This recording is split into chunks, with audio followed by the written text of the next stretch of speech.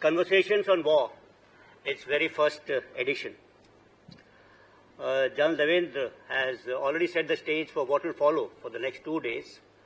What I will do is I'll try and explain the need for Ran Samvad, why we are holding this particular seminar.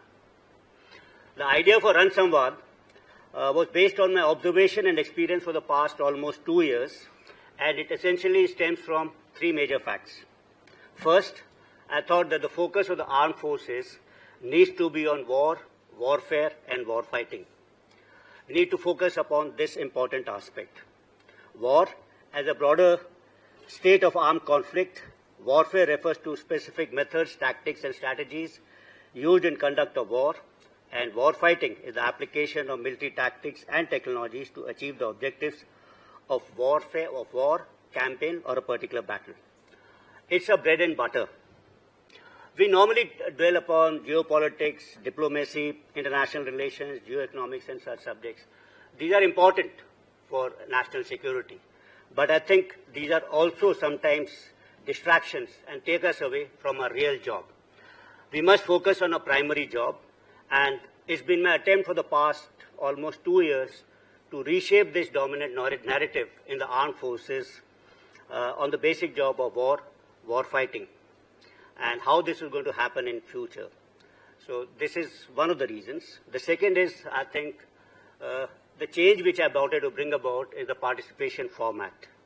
You must have noticed the lead speakers in all these seminars which we used to hold earlier used to be veteran officers, and the audience used to be serving officers. I wanted to reverse this trend. I wanted the senior veteran officers to be on the listening side, and people who are practitioners of war, warfare, to be speaking about it. Not that we don't value the contribution of veterans. We value their contribution immensely. But the idea of Ran Samvad is to create space for actual practitioners, the young and the middle-level officers, and encourage them. Today's generation is much more aware, you'll admit, about technological advancement, and technology influences tactics and even strategy. It's, I think, necessary to hear their point of view. We need symphony. We need some kind of an harmony between old and the new ideas which are tempered by experience of the veterans. Ran Samvad must encourage debate, for which free flow of ideas, debate and dialogue, I think, is a must. And here I would like to quote Rig Veda, in which it is said, Ano Bhadra Kartava Yantu Vishvata. That means, let noble thoughts come from all directions, from all sides. Likewise, Ran Samvad, we expect ideas flowing irrespective of age, service, or experience. Let's discuss this important subject more freely. Third, I think the essential element as to why which I thought about holding this particular seminar and this particular format is to spread awareness about military matters. You're all aware that India has been a fountainhead of ideas and knowledge in the ancient times. However, when we look at contemporary times, we have a number of literature on military history, on the wars which are fought by us, but very little literature on scholarly analysis of these wars or academic discourse on strategy and operational art. In fact, if you look at today's op-ed page of Times of India, the center one, there's an article by General Vinay Shankar, former DG Artillery, and he speaks about missing in action the Atmanirbharta of ideas. So that, I think, he's echoing my sentiment in this particular thing. It's very timely. Actually, it's in today's Times of India. So serious research needs to be done on all dimensions of war. That is about leadership, motivation, technology, tactics, strategy. This, I think, is important as India's stature grows. As a Viksit Bharat, we also need to be Shastra, Surakshit, and Atmanirbharta, and Atmanirbhar, not only in technology, but also in ideas and also in practice. Hence, there is a need to increase awareness on all segments of our society on doctrinal and conceptual aspects, that's the academic pursuits of how war is fought, and practical and actual war fighting techniques and tactics. Well, for the foreign audience over here today, Ran means actually war, and Samvad is something to do with dialogue. The seminar combines dialogue and conversations with war and war fighting. if you look at our ancient times, this has been part of an ancient philosophy and tradition. We have always spoken about Shastra and Shastra in the same breath. They're never inseparable. They were actually the two blades of the same sword. Students in ancient times went to Gurukuls, a precursor to maybe modern-day Sainik schools, and they were exposed to combat skills as well as strategy and statecraft. Ran Samvad, in a way, is a continuation of that particular tradition, that a professional soldier must also be a scholar warrior.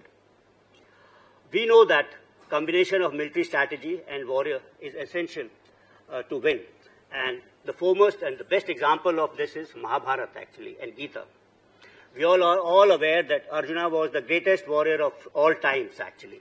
His battle skills were unmatched and legendary.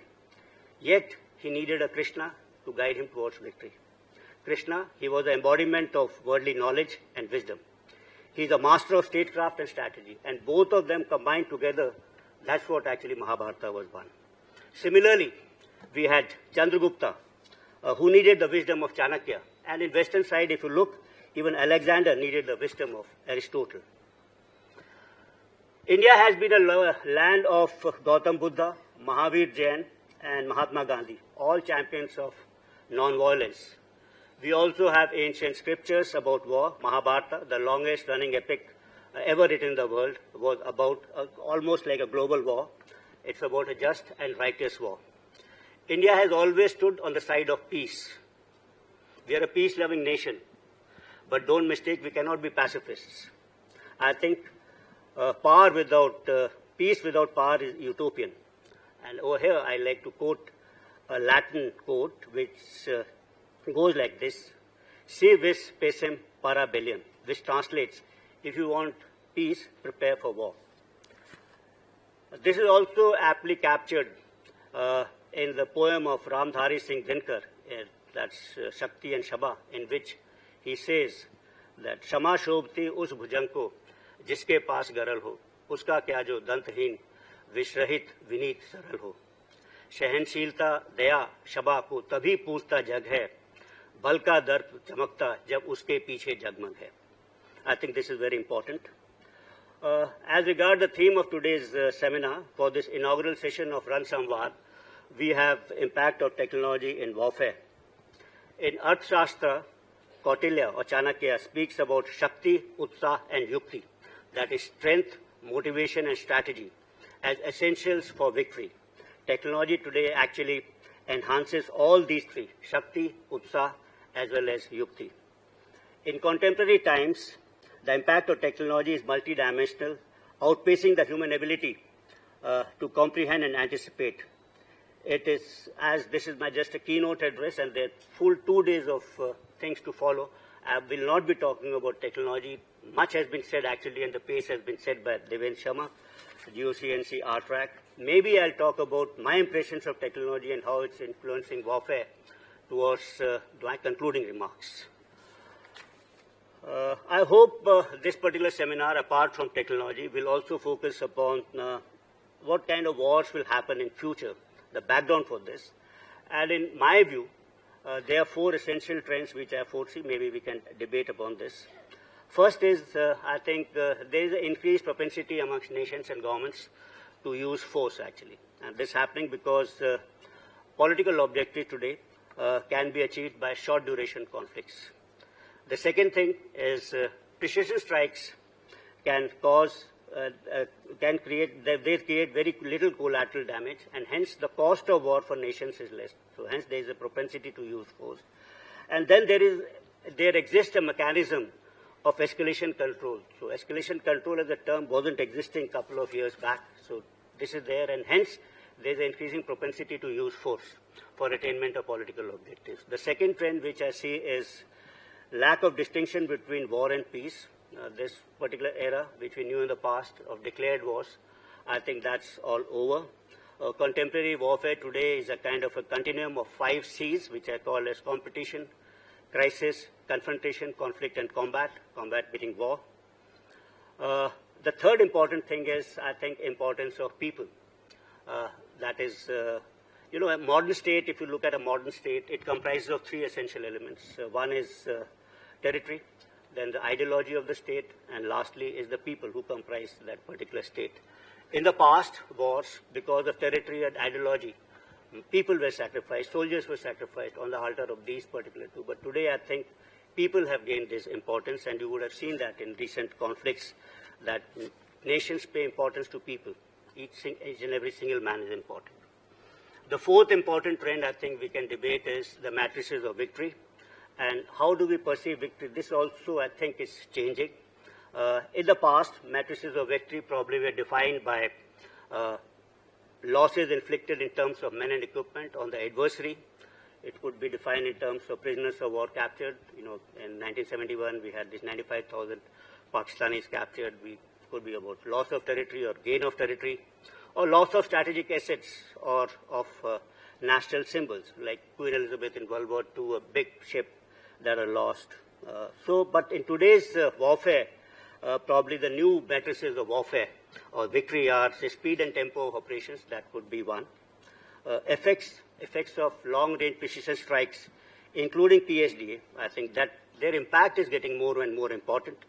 The impact is physical as well as psychological.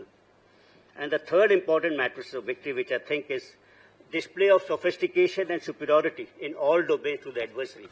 So that will lead you towards achievement of understanding of this particular victory. And maybe, even superior narrative actually. Since it's about notion of victory, then probably narrative building also becomes important. And it's the job of armed forces, I think, to create facts on ground. And it's based on these facts that narratives can be created. Second aspect which I think we could discuss in this seminar is about Sudarshan Chakra, India's own Iron Dome or Golden Dome. The Honorable Prime Minister had made a mention of this on 15th of August when he spoke about Sudarshan Chakra. That will enhance India's strategic defense, and he said that he expects it to be rolled out by 2035. Over here, I think the aim is to develop an indigenous system to protect India's strategic, civilian, and nationally important sites, and it will act both as a shield as well as a sword.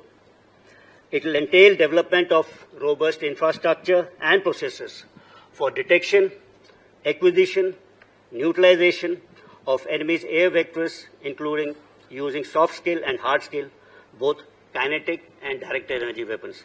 In fact, 2 or 3 days back, you would have heard about DRDO testing a particular integrated system in which there were QRSAMs, V-Sharrods, and 5 kilowatt lasers actually. They were all getting combined into one. We'll have to look at multi-domain ISR, integration of ground, air, maritime, undersea, space sensors, all becoming a key necessity and integrating them. A colossal amount of integration will be required as multiple fields will need to be networked to provide a very fused picture to us. Colossal amounts of data will be needed to be analyzed for information and real-time response. Use of artificial intelligence, advanced computation, data analytics, big data, LLM, quantum technologies will be essential. For a vast country like this, like India, a project of this magnitude will require a whole-of-nation approach. But like always, I'm very sure Indians will do it at a minimal and a very affordable cost to us. When we talk about future warfare, I think sometimes there is a misapprehension in segments of the media that probably we have all assembled here to discuss about Operation Sindoor. Well, let me clarify this. Operation Sindoor was a modern conflict from which we learned a number of lessons, and most of them are under implementation. Some have been implemented. The operation is still on. We are not here to discuss Operation Sindoor. We are here to discuss something beyond Operation Sindoor. So we are about to discuss about future warfare. How will they happen? This kind of thing is being held it's a kind of an academic debate, and it's agnostic of any kind of an adversary. Adversary could be anyone. And it can be taken as part of our understanding, part of our preparation for being prepared for future warfare. And over here, talking about preparation, I would like to quote again Benjamin Franklin, who famously said, "By failing to prepare, we are preparing to fail." And hence, the need for Ran Samvad. As part of my concluding remarks, I would like to say that we are all in a race. All the militaries of the world are actually in a race. We are running a 400 meter on an athletic track, and the one who is running faster will lead tomorrow. But it's not only the race on one particular track. Actually, some of them who are running faster are jumping onto the next orbit. And we don't want to lag behind in the race in this particular orbit, and neither do we want to be away from orbit. We want to be there along with the advanced militaries of tomorrow. And we cannot afford to be left behind. So we have to be part of the third revolution in military affairs with modern militaries and developed nations. To win tomorrow's war, we need not one scholar warrior. Actually, we'll require hundreds of scholar warriors, and we don't need one Chandragupta, one Ashoka, or one Shivaji, hundreds of them. And there is no escaping that. Shastra and Shaastra, they all have to be studied together. And toward the end, all that remains for me is to thank the Army, especially GOCNC RTRAC and Commandant Army War College for meticulous conceptualization of this seminar. I look forward to a meaningful discussion and a detailed report of the seminar. I'll be here for the next 2 days, formally and informally, to continue forward this discussion.